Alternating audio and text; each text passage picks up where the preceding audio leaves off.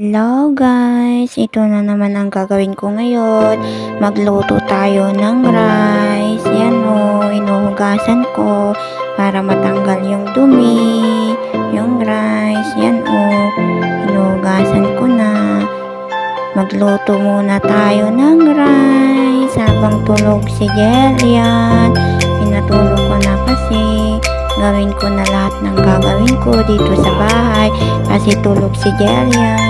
Yan o, hugasan ko muna mabuti yung rice para matanggal yung dumi niya. Dami kasing dumi. Guys, luto muna tayo ng rice.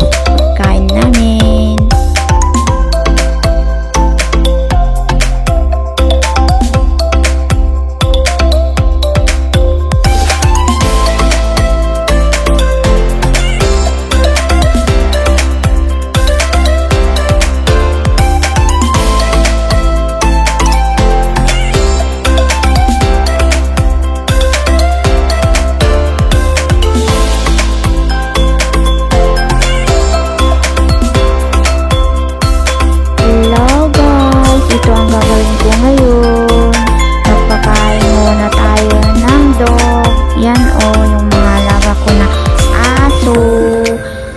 Tatakaw nila, inubos nila yung tinapay nila, wala na kayong tinapay mga doggy.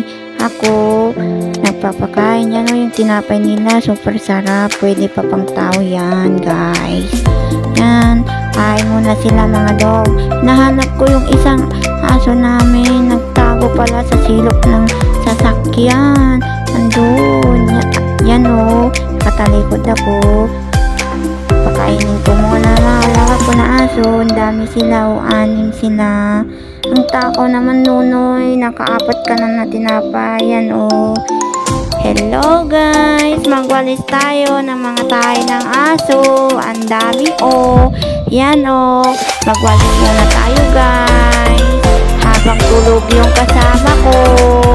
Tulog si Jaren kasi makatrabaho muna tayo guys. Ang dami naman yung tayo ng aso. Ang dami pang mga dahon-dahon. Tapos yung bunga ng kahoy. Ang dami kong walisan. Yan, walis muna tayo habang tulog si Jerian. Maglinis muna tayo dito sa labas. Maaraw ngayon, walang ulan. Yehi, maaraw. Hindi umulan.